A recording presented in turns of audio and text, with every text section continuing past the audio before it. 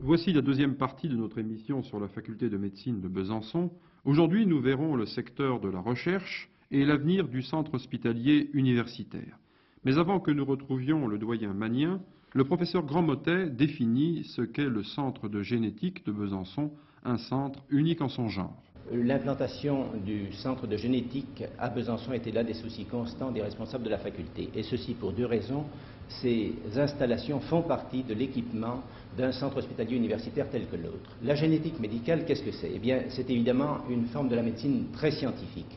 Mais c'est également une forme de médecine qui rend des services éminents à la population d'une région, par le dépistage, par la prévention de certaines maladies comme des arriérations mentales, comme des malformations congénitales, dont certaines sont curables lorsqu'elles sont dépistées suffisamment tôt. La génétique médicale fait partie de l'équipement sanitaire d'une région qui améliore la santé générale de la population. La recherche est un point très important puisque c'est un des axes d'expansion sur lesquels nous envisageons de diriger la faculté pour l'avenir. Et déjà actuellement, nos développements de recherche sont très élaborés puisque, si vous voulez, nous pouvons considérer que nous avons deux grands groupes de recherche. Nous avons d'une part la recherche en médecine et d'autre part la recherche en pharmacie.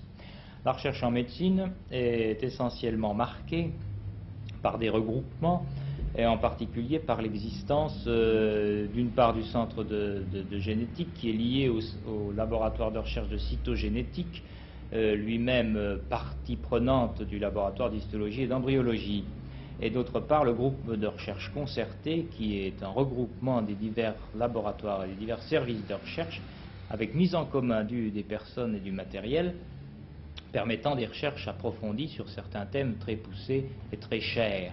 Dans ce groupe de recherche concerté, on rencontre les disciplines les plus importantes, telles que l'anatomie pathologique, telles que l'hématologie, la bactériologie, la physiologie, la biochimie, la pharmacologie, la médecine expérimentale, qui sont toutes des disciplines groupées dans le sens du développement des connaissances des maladies et des connaissances thérapeutiques de ces maladies.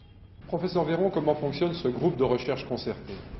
Eh bien, ce groupe de recherche concerté rassemble dans un groupement qui s'est constitué sur des affinités, d'abord amicales, plus que sur des contraintes administratives, rassemble essentiellement les biologistes et également les cliniciens qui sont intéressés par la promotion de la biologie et de la recherche à la faculté de médecine de Besançon.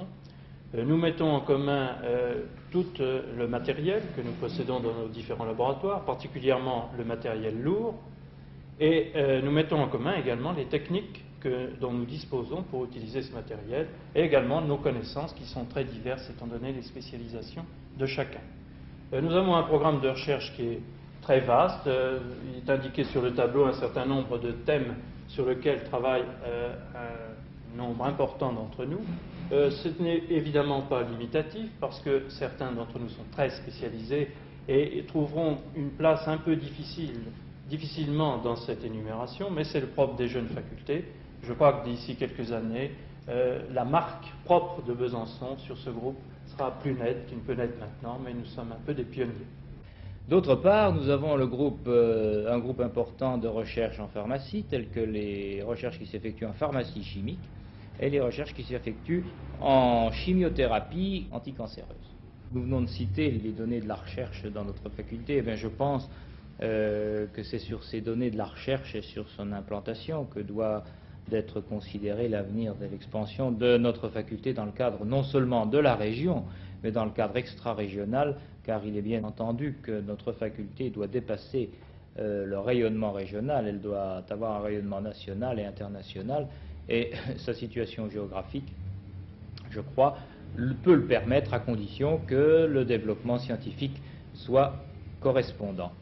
Et dans ce développement scientifique, nous avons déjà actuellement, grâce aux implantations actuelles, réalisé l'isolement d'une unité d'enseignement et de recherche à dominante recherche.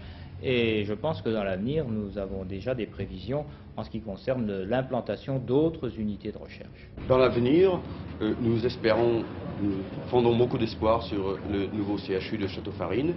Et nous pensons que si la faculté doit continuer à s'agrandir du point de vue nombre d'étudiants, à ce moment-là, 2 unités pourraient être créées et nous pourrions à ce moment-là travailler dans les mêmes conditions. Avec le directeur général du centre hospitalier régional, M. Seugnard, nous allons voir comment se présente cet ensemble de Château-Farine dont les travaux doivent commencer l'année prochaine. Eh bien, l'avenir le voici sur plan pour l'instant. C'est le futur ensemble de Château-Farine, situé sur la route de Dole, à 5 km de Besançon, et sur un terrain d'environ 28 hectares, partagé pour moitié entre la faculté et le CHR, avec son héliport de Château-Farine. Je vais donner la parole à M. Blanc, mon collaborateur, qui va vous donner quelques explications sur la conception du bloc de Château-Farine. L'ensemble de Château-Farine comprendra 1330 lits, avec 15 niveaux d'hospitalisation de 90 lits chacun. L'arrivée des urgences se fera par un niveau rez-de-chaussée bas, en contact direct avec les blocs opératoires et tous les radios, explorations, etc. Ils seront en contact direct aussi avec le sous-sol où se fera toute les stérilisations. Tous les autres deuxième et troisième sous-sols seront réservés aux services d'économat et autres services techniques. Bien, la partie universitaire du CHU de Château-Farine viendra en extension de ce que vous avez vu et de ce qui existe actuellement à Saint-Jacques et à l'Arsenal.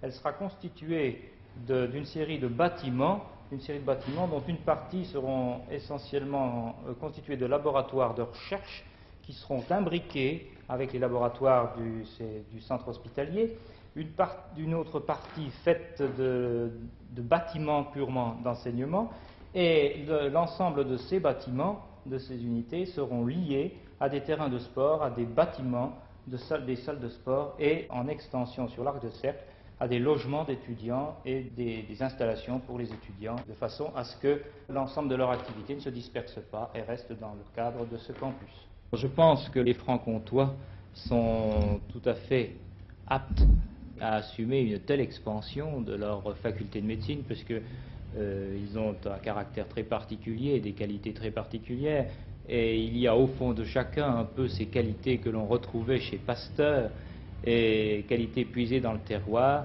et qui permettent la possibilité, le développement d'un génie scientifique, parce que les Francs-Comtois sont des gens laborieux, tenaces, dont le cœur est chaud et sensible, et dont la logique est subtile, associée à une imagination ardente.